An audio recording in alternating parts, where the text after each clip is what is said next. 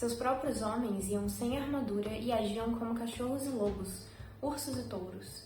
Eles matavam pessoas e nenhum fogo ou aço os afetava. Isso é chamado Berserkr.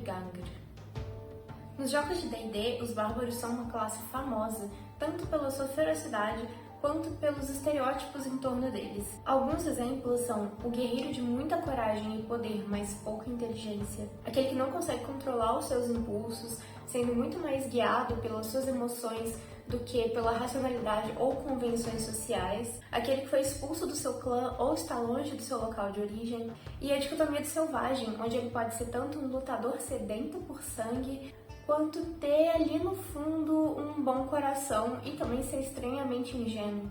Mas e se eu te disser que essas ideias e estereótipos não têm só origem nas mesas de D&D, mas sim têm raízes históricas milenares?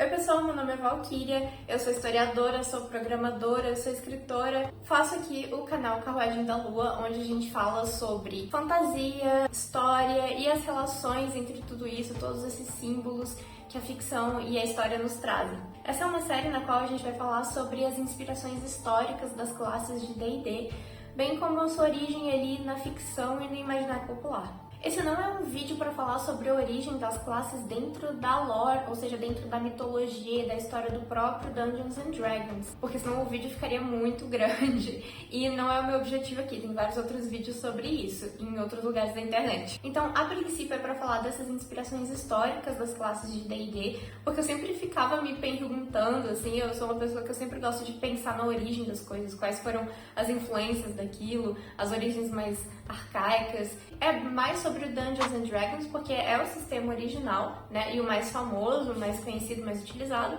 E eu também vou falar sobre, a princípio, sobre as classes do livro do jogador, do livro mais básico da 5ª edição do D&D. Também por serem mais famosas, mais conhecidas. E se ficar legal, se for interessante esse formato, a gente pode trazer depois outras classes e também ali depois falar de raças ou outros aspectos do Dungeons and Dragons. Se você tiver alguma sugestão, põe aqui nos comentários também. O Bárbaro no D&D, ele é uma classe de personagem. As classes, elas concedem habilidades, influenciando na forma que o personagem interage com o mundo ao seu redor e resolve problemas. E também a forma que ele ataca. A primeira classe que a gente vai falar é o Bárbaro, porque é a primeira que vem aqui no livro do jogador, da 5ª edição do D&D. Pra quem não sabe, tem o livro do jogador, o livro do mestre, o livro dos monstros e tem outros livros também de expansões que vem ali outras raças, outras classes, enfim.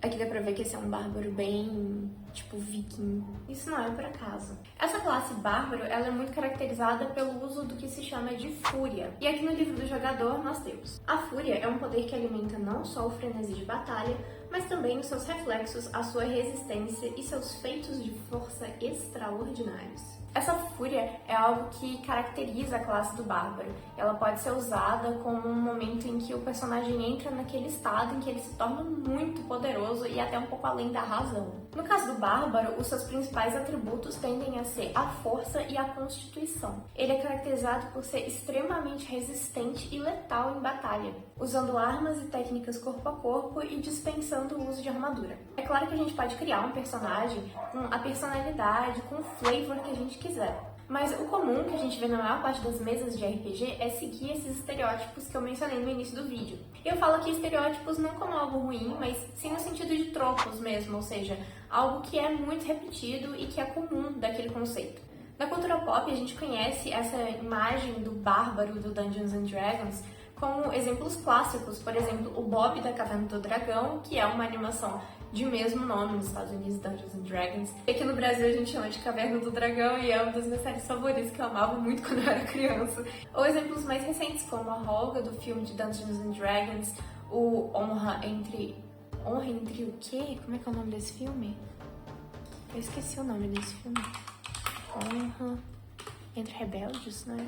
Ladrões. Ou exemplos mais recentes, como a Holga do filme de Dungeons and Dragons, que aqui tem o subtítulo de Honra entre Rebeldes. O Grog do Vox Machina Critical Role. E, claro, a Karlach de Baldur's Gate. Quem não se apaixonou pela Karlach? Além disso, grandes figuras da fantasia também bebem desse imaginário do bárbaro, como o Conan, próprio Conan o Bárbaro e a Xena Guerreira, além de todos os romances de banca e rótulos de catuaba. Mas de onde surgiu essa imagem, então? É claro que essa interpretação ficcional vai ser construída a partir de várias referências do mundo real e de outras obras fantásticas, nem sempre sendo possível traçar sua origem em uma referência específica. Aqui nesse vídeo eu escolhi falar da referência histórica e imaginária a partir de 3 aspectos: o uso do termo bárbaro na história, os berserkers e a magia de caça, e como eles nos representam. O nosso ponto de partida aqui é a origem desse nome e como ele representou e significou coisas muito diferentes, completamente opostas até ao longo do tempo.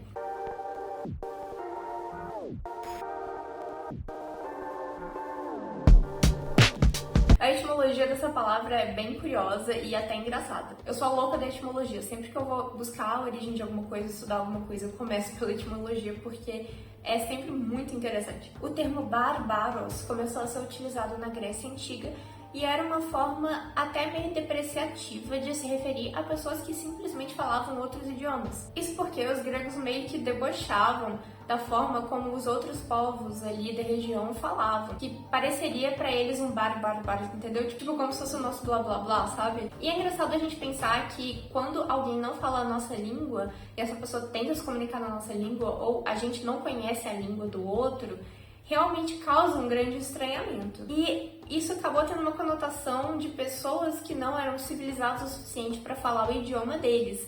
Porém, isso fala muito mais sobre a ignorância ou o preconceito dos próprios gregos em relação aos outros povos, mais do que esses povos em si. Mesmo porque muitos desses povos, como por exemplo os fenícios, os egípcios, eles eram povos, na verdade, muito mais antigos do que os próprios gregos.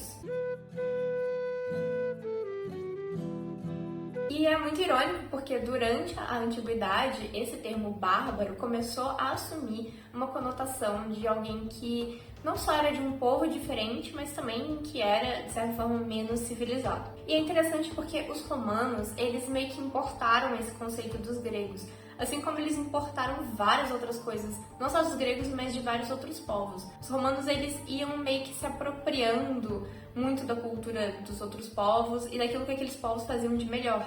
Então é como se eles fossem realmente se adaptando e espelhando aquilo que os outros povos faziam. A colonização romana é uma noção bem diferente da colonização moderna que a gente conhece de levar a civilização para os outros povos. Os romanos, eles buscavam muito dos outros povos e incorporavam isso a eles mesmos.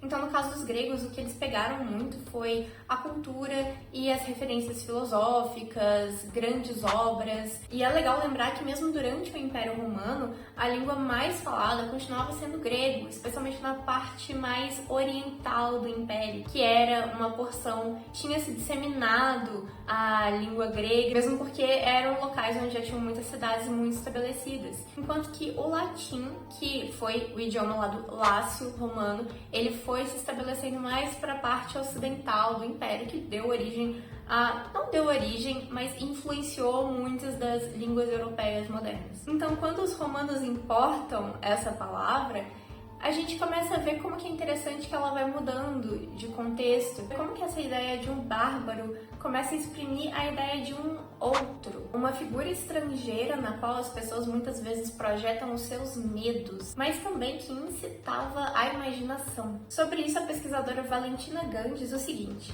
o princípio de fazer definições através de oposições binárias, como nós, eles, civilizado, bárbaro, é um fato dentro da continuidade histórica. Porém, a percepção e difusão geográfica dessa definição mudou ao longo do tempo. Ou seja, o conceito do bárbaro como aquele que está fora da nossa cultura, incompreensível, atrasado e rústico, ele é bem forte na história e até mesmo muito importante para a forma como um povo pensa sobre si mesmo. Porque muitas vezes nós construímos nosso conceito de identidade em contraste com o outro. E no livro do jogador do Dungeons and Dragons 5ª edição, a gente tem algo que ecoa essa ideia de algo não civilizado. Por mais diferentes que sejam, todos esses bárbaros são definidos por sua fúria, uma raiva desenfreada, inextinguível e irracional. Já na época da Roma Antiga, nós estamos muito acostumados a ouvir uma certa reprodução historiográfica que dizia que as invasões bárbaras foram a causa da queda desse império. Acontece que a realidade ela é bem mais complexa. Não é como se o império que fosse baseado em guerra constante, exploração e escravidão não fosse acabar consigo mesmo em algum momento. E o meu vídeo sobre o historicamente correto na ficção fala muito sobre isso, sobre como a história muitas vezes é muito difícil de ser determinada e como ela está em constante mudança. Porque a forma que a gente encara a história, ela vai mudar de acordo com o tempo, como se o passado em si mudasse. Só que na verdade o que muda é a forma da gente olhar para ele, porque no presente nós temos perguntas e intenções também bem diferentes, que vão moldar essa pesquisa histórica. Então depois de ver esse vídeo, se você não viu o outro ainda, vai lá checar porque ele tem tudo a ver com esse aqui. E você vai entender bem melhor o que eu tô falando. A queda de Roma tem muito a ver com inúmeros fatores políticos, logísticos e culturais que eram contradições do seu modo de produção já presentes mesmo na época do seu auge. Muitos historiadores debatem sobre isso. Hoje fala-se que essas invasões bárbaras, elas foram muito pontuais e também muito desorganizadas. E é muito mais provável que elas tenham acontecido por causa da desestruturação e consequente vulnerabilidade do Império Romano, e não o contrário. A verdade é que Roma, mesmo em seu auge, era um império muito complexo, formado por diferentes culturas. É muito difícil definir mesmo o que seria um bárbaro naquela época. Muitos dos povos que as pessoas costumam chamar de bárbaros, como seriam os celtas e os germânicos, por exemplo, eles foram se misturando aos romanos, ao passo em que Roma também incorporou diversos aspectos da cultura desses povos que ela conquistou. E mesmo aqueles que ela não conquistou, porque mesmo aquelas tribos que não foram oficialmente cooptadas pelo Império Romano, mas que viviam nas suas fronteiras, tinham uma relação de cooperação com as cidades romanas e também eram influenciadas pelos seus costumes. Muitos estrangeiros até mesmo lutaram pelo Império, chegando a altos cargos militares. E alguns pesquisadores falam que essas invasões, na verdade, seriam refugiados que escaparam de outras guerras e buscavam asilo dentro do Império Romano. Geralmente, nesses casos, a gente está falando de povos como os visigodos e vândalos, que hoje a gente coloca tudo ali naquele mesmo balaio de povos germânicos. E é muito importante lembrar que aqui a gente ainda não está falando daquilo que costumou se chamar de povos vikings, ou melhor dizendo, povos nórdicos do norte da Europa, escandinavos. Por enquanto, nós estamos ali por volta do século III da Era Comum, enquanto que os povos escandinavos só vão chegar ali naquela região das Ilhas Britânicas, bem longe do centro do Império Romano, por volta do século IX. Então, são coisas bem diferentes. O que começou a acontecer? O Império Romano começou a ser, de certa forma, desmembrado, porque ele já não conseguia se manter com a mesma estrutura de antes. Então, alguns desses povos bárbaros, como esses que eu mencionei, se tornaram responsáveis por terras que eram do Império Romano. Isso sendo uma medida dos próprios romanos. E eles até se misturaram a elites locais nas regiões que hoje são Portugal e Espanha, por exemplo. Porém, mesmo com a grande complexidade da mistura de várias culturas, o termo bárbaro continuou sendo usado para designar uma pessoa rústica, estrangeira ou oposta à civilização. Mas exatamente por isso ela foi resgatada e sob uma ótica bem mais positiva à época do movimento cultural do romantismo no século XVIII.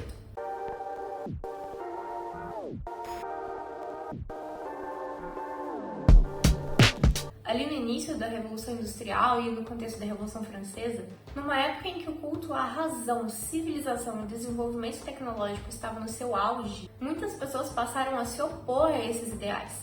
Lembra lá das aulas de literatura, sempre que algo está muito no auge ou sendo muito aceito, decididamente vai surgir algum movimento contrário, questionador, contestador. A literatura, a arte e filosofia dos séculos XVIII e XIX passaram a considerar que o afastamento da natureza e das emoções eram a origem dos problemas da sociedade. Nisso, as características mais rústicas, ingênuas e primitivas passaram a ser consideradas positivas e encontraram na mítica do bárbaro um terreno fértil, de uma forma análoga ao que aconteceu com a romantização e estereotipo... Por que eu escrevo essas palavras? De uma forma análoga ao que aconteceu com a romantização e transformação em estereótipos dos nativos americanos. E aqui acontece uma coisa muito importante, porque a gente está em um contexto de construção de uma identidade nacional para os países, com a formação dos estados nacionais e unificação de países como a Itália e a Alemanha. E a própria independência e consolidação do que a gente chama de Brasil. Eu absolutamente amo esse assunto sobre o desenvolvimento da identidade nacional. Eu fiz meu TCC sobre isso. E se eu fosse entrar nesse assunto, daria um outro vídeo. Mas, para resumir bastante, a construção dessa identidade era muito necessária para que pessoas que estavam ali dentro de uma mesma área, elas entendessem que elas pertenciam agora a uma unidade política. A gente tem que lembrar que antigamente não existiam meios de comunicação de massa. Então, você tá aqui, você ter seus próprios costumes, seus próprios deuses, muitas vezes, seu próprio dialeto, e você se identificar com uma pessoa que está do outro lado de uma serra, de montanhas, muitas vezes era uma coisa muito difícil. Então, a ideia era muito de uma dinastia que dominava aquela terra, uma dinastia de nobreza e tal, os seus suzeranos, vassalos e tudo. Passar essa ideia de que você era um súdito de uma família específica para você ser cidadão de um país, de um estado-nação, era algo muito importante de ser construído.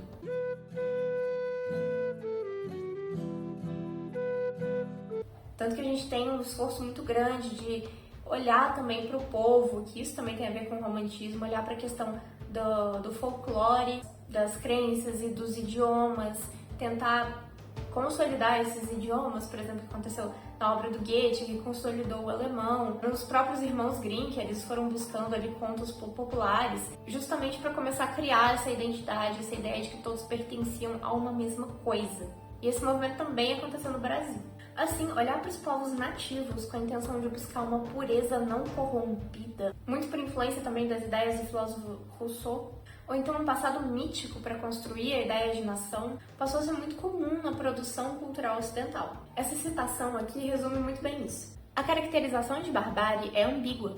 Os bárbaros são naturais, intocados pela civilização e incorruptos, originais, antigos. Os bárbaros são ignorantes e retrógrados. A Europa se aproxima deles no seu passeio que a levou do iluminismo ao romantismo, com a intenção de estudá-los, classificá-los, civilizá-los, ou seja, torná-los mais europeus, e os admirar de uma forma quase turística.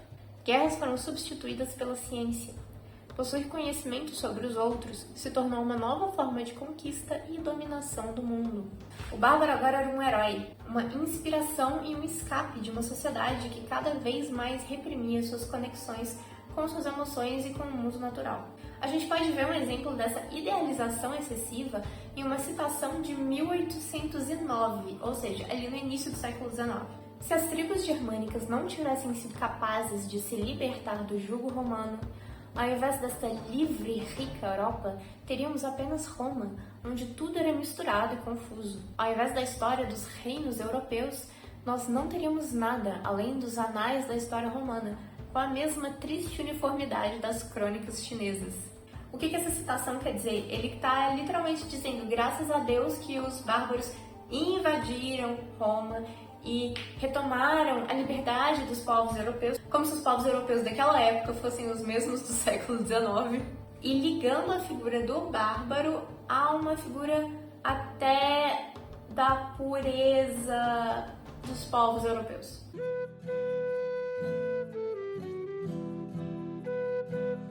Aliás, coincidentemente, foi nessa época que a historiografia passou a atribuir uma importância muito maior às invasões bárbaras do Império Romano. Mais um exemplo de como a nossa visão do passado vai mudar de acordo com os anseios do presente. As invasões bárbaras só começaram a ocupar um espaço significativo no imaginário europeu a partir do século XVIII, quando alguns historiadores decidiram usar a ideia para gerar um efeito político e influenciar o curso da história. Gente, 1500 anos depois!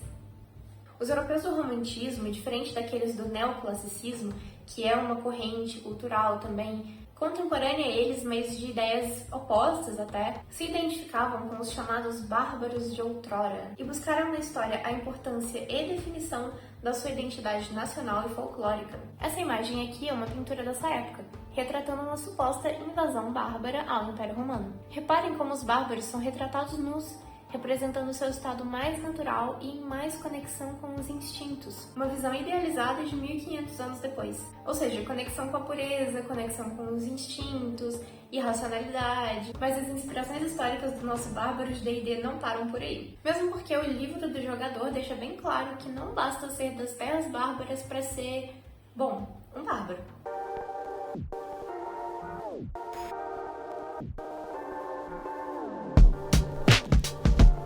Uma das grandes inspirações para o frenesi do guerreiro, ou seja, o transe que o bárbaro enfrenta em luta, é o chamado berserker. Essa palavra tem origem em ber, que significa urso, e serker, ou seja, uma investimenta, significando algo como camisa de urso ou se vestir com a pele do animal. No conjunto de leis islandesas gragas, registrado no século XIII, mas provavelmente bem mais antigo do que isso, essa prática seria punível com banimento. Ou seja, a partir de uma lei que pune alguma coisa, a gente tem uma ideia de que essa coisa acontecia. Já no século XIV, nós temos maiores descrições nas sagas islandesas. Nós temos que lembrar que esses são registros de histórias orais, ou seja, é possível que eles sejam muito mais antigos do que isso. Uma referência que eu usei para essa pesquisa foi esse livro aqui, Dicionário de Mitologia Nórdica. Não confundir com o livro Mitologia Nórdica.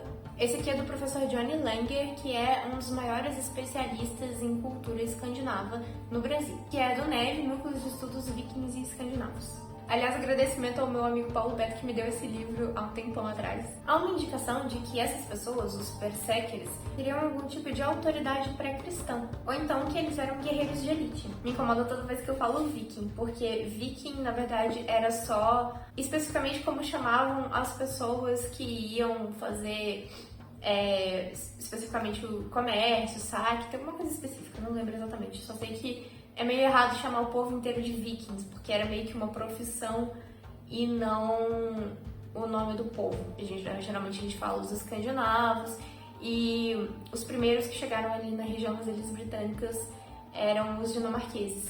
Também nessa época do período viking, nós temos relatos bizantinos em relação à tribo dos Rus e à guarda Varengue, que eles teriam práticas como essas em batalha.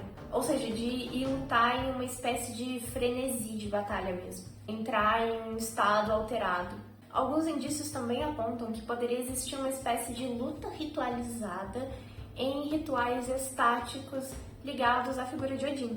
Apesar de hoje ser uma ideia que é muito associada aos povos escandinavos, ou ao que chamamos de vikings, os primeiros registros de guerreiros que iam para a batalha sem armadura e atacavam em um aparente estado alterado de consciência datam da Mesopotâmia, também passando pelas tribos germânicas que nós já mencionamos. Além disso, há referências também nas culturas mongol e nativa-americana. Esse comportamento está provavelmente ligado ao que nós chamamos de magia de caça. Quando éramos essencialmente caçadores e coletores na época do Paleolítico, era muito importante desenvolver estratégias para caçar animais ferozes, muitas vezes muito mais poderosos e maiores do que nós. Também é importante lembrar que naquela época mais recuada, as atividades do dia a dia estavam muito ligadas aos aspectos mágicos e simbólicos.